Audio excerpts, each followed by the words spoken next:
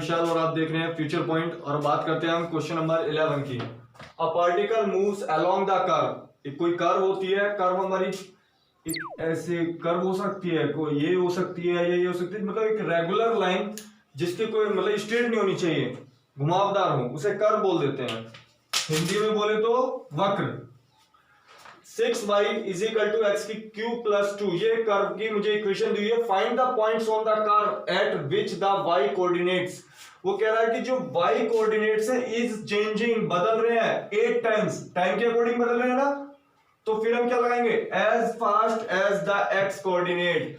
तो जब टाइम के अकॉर्डिंग बदल रहे हैं तो y जो कोऑर्डिनेट है वो टाइम के अकॉर्डिंग चेंज हो रहा है, वो इससे 8 टाइम्स है। किससे? x कोऑर्डिनेट से। कहा है ना, y coordinate is changing 8 times as the first as the x axis, वो इसका 8 टाइम है। और मुझे इक्वेशन क्या दी हुई है ये, तो मुझसे कह रहा है कि वो कोऑर्डिनेट क्या है जिससे चेंज होकर वो वहां से वहां पहुंचा है। तो पहले हम कोऑर्डिनेट निकालेंगे। तो मैं 6y is equal to x की क्यूब प्लस 2, तो मैंने differential with respect to t, मैंने t के रेस्पेक्ट में डिफरेंशियल किया ऑन बोथ साइड। जब मैं इसका डिफरेंशियल करूंगा तो 6 dy upon dt is equal to x की क्यूब का क्या होगा 3x स्क्वायर, लेकिन इस x का भी तो होगा, वो होगा dx अपॉन dt, प्लस 2 का क्या होगा, वो 0 होगा। उसके बाद में dy अपॉन dt की वैल्यू क्या है 8 dx upon dt is equal to 3x square dx upon dt। अरे dx अपॉन dt से तो ये कट ही गया, 3 2 जा 6, 8 2 जा हो गया 16 इज इक्वल टू मेरे इधर क्या बचा x स्क्वायर। तो x की वैल्यू क्या आ गई 16, मतलब प्लस माइनस 4। जब अंडर रूट में से वैल्यू निकालते हैं तो प्लस माइनस 4 आता है। आगे बात करते हैं हम कोऑर्डिनेट की। Put x is equal to 4, put x is equal to plus का 4 इन इक्वेशन। तो जब हमारे पास इक्वेशन क्या 6y x की क्यूब प्लस 2, अब मैं x की क्यूब में 4 रखा मैंने, 4 का क्यूब प्लस 2 किसके इक्वल 6y के। तो 6y इज इक्वल टू क्या हो गया 4 के क्यूब क्या होता है 64 प्लस 2, तो y is equal to 66 upon 6 11, तो y की वैल्यू 11 हो गई। तो कोऑर्डिनेट क्या हो गए, कोऑर्डिनेट हो गए हमारे x, तो 4 रखा तो 11 मिला।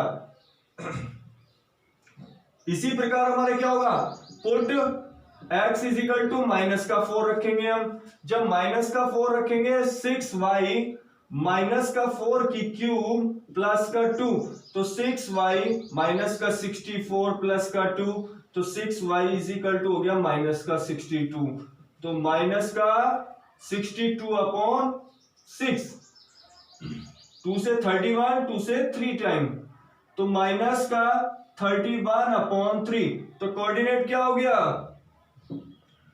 कोऑर्डिनेट भाई माइनस का 4 रखा तो माइनस का 31 अपॉन 3, यही तो चाहिए थे मुझे कोऑर्डिनेट। एक तो ये चाहिए था और एक ये चाहिए था। नेक्स्ट चलते हैं हम।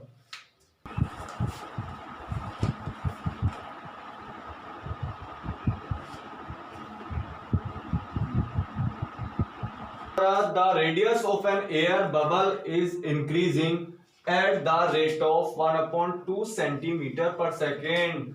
तो क्या बढ़ रही है, रेडियस बढ़ रही है, कैसे सेंटीमीटर पर सेकेंड पे, तो मतलब dr अपॉन dt, ये हो गया हमारा 1/2 सेंटीमीटर पर सेकेंड। क्या चेंज करवा रहा है हमसे, what rate is the volume change करवाया है। तो वॉल्यूम का क्या फॉर्मूला होता है, बबल। बबल कैसा होता है हमारा, स्पेयर में कैसा होता है, स्पेयर में।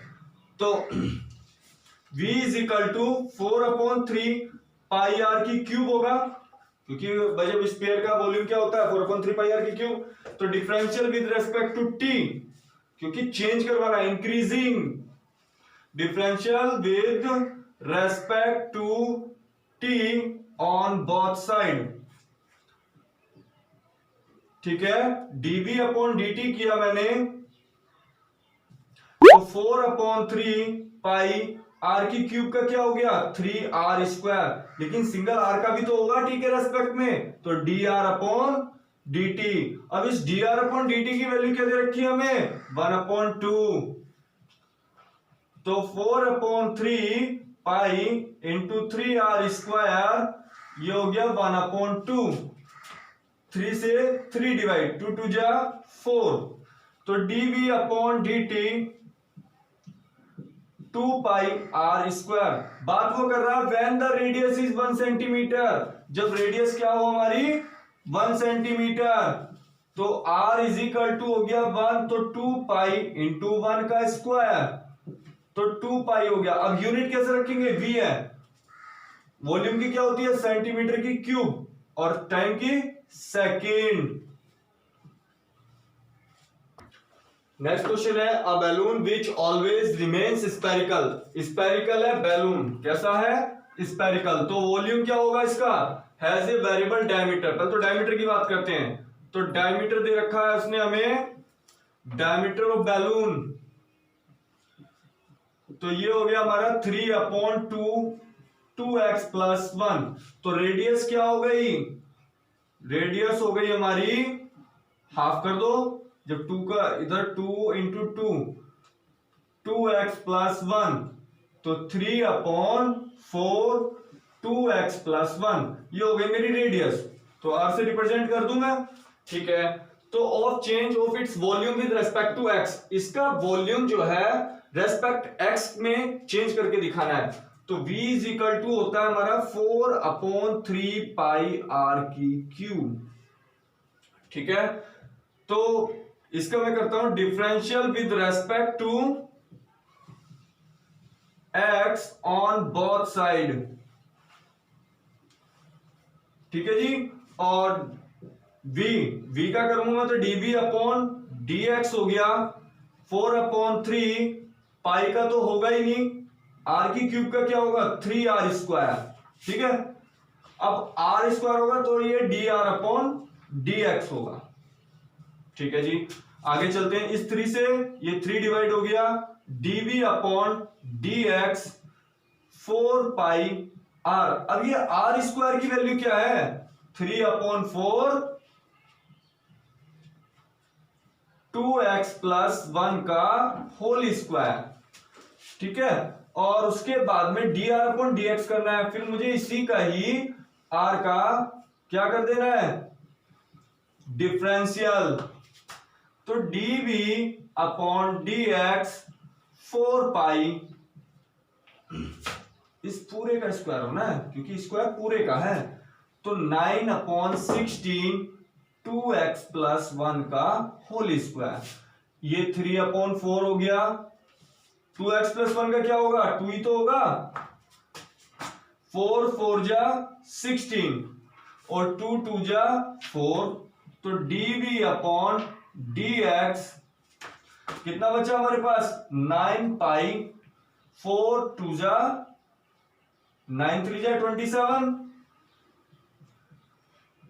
अपॉन 4 2 जा 8, 2x + 1 का होल स्क्वायर। बात करते हैं आगे, नेक्स्ट क्वेश्चन है sand is powering from A pipe at the rate of 12 centimetre की क्यूब पर सेकेंड। वो कह रहा है एक रेत है वो पाइप से निकल रहा है, the falling sand from a cone, किससे निकल रहा है कॉन से, ऑन द ग्राउंड जमीन पर, in such a way that the height of the cone is always from 1/6 of the radius. वो कह रहा है जो कोन की शेप में जो पाइप से निकल रहा है और वो कोन की शेप में जाके ऐसे इकट्ठा हो रहा है, जो रेत है हमारा, वो कह रहा है उसकी जो हाइट है, उसकी जो हाइट है वो क्या है, उसकी रेडियस की हाइट जो है h जो है उसकी रेडियस की क्या पे 1/6 है, कहते ना the height of the cone is always 1/6 of the radius, 1/6 of the radius, तो r = क्या हो गया मेरा 6h, ठीक है। इक्वेशन फर्स्ट लेट कर ली मैंने, फिर उसके बाद में कहता है how fast is the height of the sand cone increasing when the height is 4 centimetre. तो कह रहा 4 सेंटीमीटर, तो उसकी हाइट जो है किस बेसिस पे बढ़ेगी, डी एच अपॉन हमें डी टी निकालना है, और जबकि दिया क्या हुआ है हमें 12 सेंटीमीटर की क्यूब पर सेकेंड। 12 सेंटीमीटर की क्यूब क्या होता है? वॉल्यूम। क्या होता है? वॉल्यूम। तो ये मुझे डीवी अपॉन डी टी दे रखा है, 12 सेंटीमीटर की क्यूब अपॉन सेकेंड। अब बात करते हैं हम कि वॉल्यूम क्या होता है कौन का, क्योंकि कौन की शेप में आकर रेत इकट्ठा हो रहा है मेरा, तो V is equal to 1/3 pi r square h. V की वैल्यू क्या है? dV अपॉन dt, ठीक है, 1/3 पाई। अब आर स्क्वायर क्या है मेरा? 6h का होल स्क्वायर। भाई आर की जगह 6h रख दिया, एंड h मेरे पास है ही, तो इसका पूरे फंक्शन का d अपॉन डी टी तो करना है मुझे, क्योंकि differential with respect to t on both sides. ये लैंग्वेज मैंने लिखी नहीं है, आप लिख लेना, differential with respect to t on both side. तो dv अपॉन dt इस 3 से ये कितनी बार कट जाएगा? 6 का स्क्वायर 36, और ये 12 टाइम्स, क्योंकि 36 का 3 से डिवाइड होगा तो 12 आएगा पाई, और h स्क्वायर है h की cube, d upon d t. बात करते हैं हम आगे, तो dv upon d t is equal to 12 pi, h की क्यूब क्या हो गया मेरे पास? 3h square into d h upon d t. वो सिंगल डी एच का भी तो होगा t के रेस्पेक्ट में, यदि h के रेस्पेक्ट में होता तो 1 हो जाता, यहाँ t के रेस्पेक्ट में हो रहा है, ठीक है। उसके बाद में हमारा क्या बचता है? dv अपॉन डी टी 12 पाई 12 3 जा 36, ये 12 3 जा 36 पाई h square D h upon d T. अब यहाँ वैल्यू पुट कर देते हैं, dv अपॉन डी टी की वैल्यू क्या है? 12 36 पाई, और h कितना कहा है उसने? द हाइट इज 4 सेंटीमीटर, तो 4 का स्क्वायर, dh अपॉन dt तो फाइंड करनी है, वो कह रहा कितनी रफ्तार से चेंज होगी वो उसकी हाइट, तो 12 अपॉन 36 पाई 4 का स्क्वायर 16 dh अपॉन dt, तो 12 3 जा 36, तो dh अपॉन dt मेरे पास कितना है? 16 3 जा 48 पाई। अब इसकी यूनिट बनाएंगे, h की यूनिट क्या होती है? सेंटीमीटर, और टाइम की सेकंड, तो मेरे पास ये आ गया। नेक्स्ट क्वेश्चन है हमारा, the total cost cx in rupee associated with the production of x unit of an item is given bye. वो कह रहा है कि टोटल कॉस्ट दी है सारी हमारी, ठीक है, वो भी रुपीज में, associated with production of x units of an item in given by. जैसे जैसे हमारी यूनिट्स बनती है, कहने का मतलब प्रोडक्शन हुआ पर यूनिट के हिसाब से, x जो हमारे यूनिट्स हैं, इतना रुपए है उसके x यूनिट है, इतने रुपए का माल है, ये यूनिट है, इतना माल बना है, ये तो टोटल कॉस्ट है cx। तो मुझसे कह रहा है कि व्हेन जब 17 यूनिट्स आर प्रोड्यूस्ड, जब 17 यूनिट्स प्रोड्यूस की गई हैं, तो टोटल कॉस्ट क्या आएगी ये बताना है बस मुझे। तो मैंने लिखता हूं मार्जिनल कॉस्ट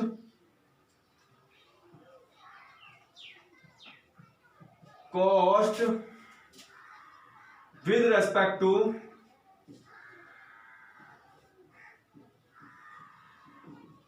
आउटपुट मतलब वो हो गया कि कितना माल बना के हमने बाहर फेंक दिया, मतलब फेंक दिया मतलब दे दिया, तो ये मार्जिनल कॉस्ट है। तो उसके पैसे कितने बैठे ये दिखाना है मुझे, तो इसे एमसी से डिनोट कर दूं मैं, मार्जिनल कॉस्ट cx, तो मतलब dc upon dx with respect to x, क्योंकि x यूनिट है मेरी।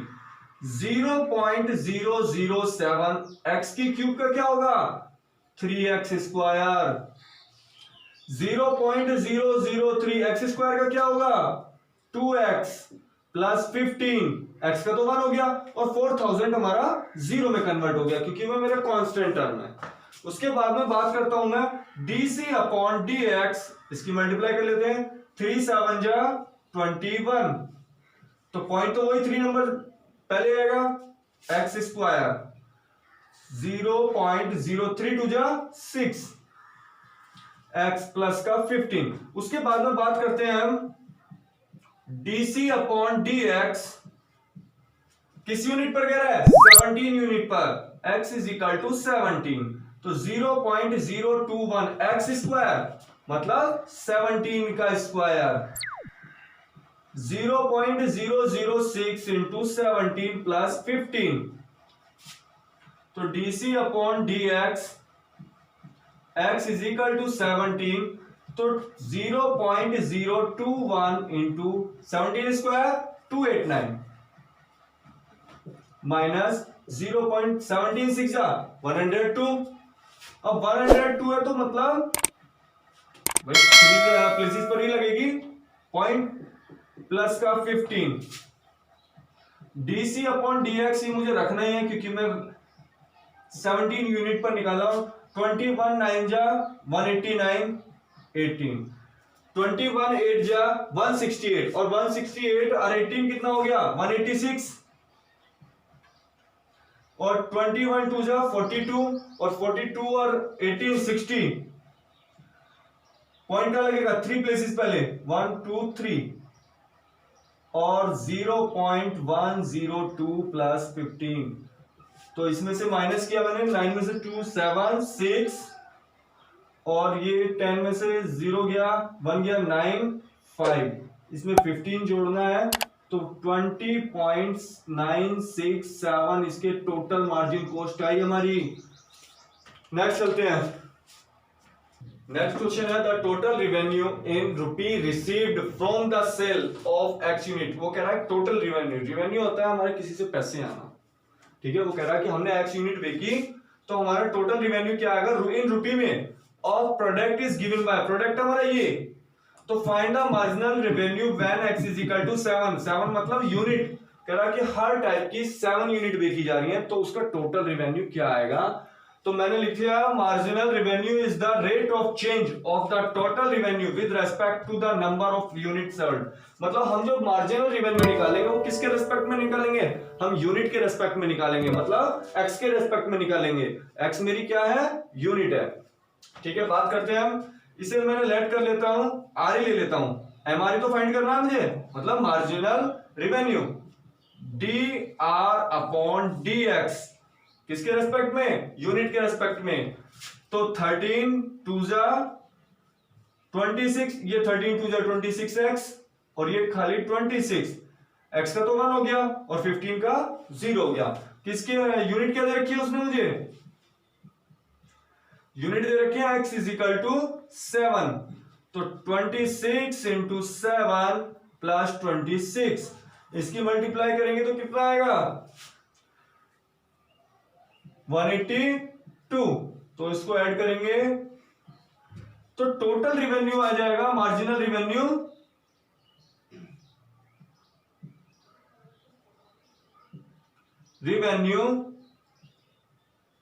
इज 208 रुपीज, यही हमारा आंसर है।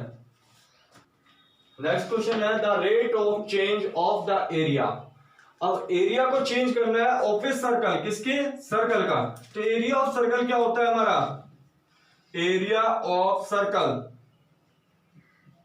एरिया ऑफ सर्कल होता है हमारा, ए से डिनोट करेंगे, पाई आर स्क्वायर ही तो होता है, ठीक है। With respect to its radius, किसके रेस्पेक्ट में? रेडियस के रेस्पेक्ट में। R at r is equal to 6 centimetre is, तो डी ए अपॉन रेस्पेक्ट में करा किसके?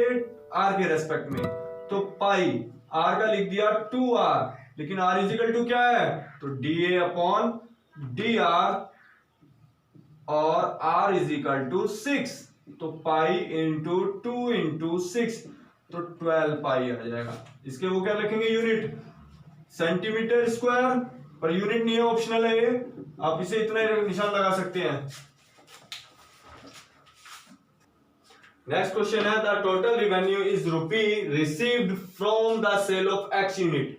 कह रहा टोटल रेवेन्यू एक्स यूनिट को बेचने से प्राप्त हुई उसे, of A product is given bye, ये प्रोडक्ट की वो है इक्वेशन कि एक्स यूनिट बेची मैंने 336 एक्स के हिसाब से प्लस 5, तो the marginal revenue when x is equal to 15, तो यहां एक लैंग्वेज लिखनी है, marginal revenue is the rate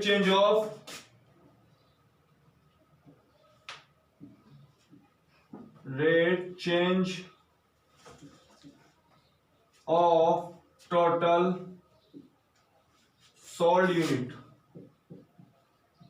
ठीक है, कि जो मार्जिनल रिवेन्यू निकालनी है मुझे किसके हिसाब से निकालनी है, इस टोटल सोल्ड यूनिट से।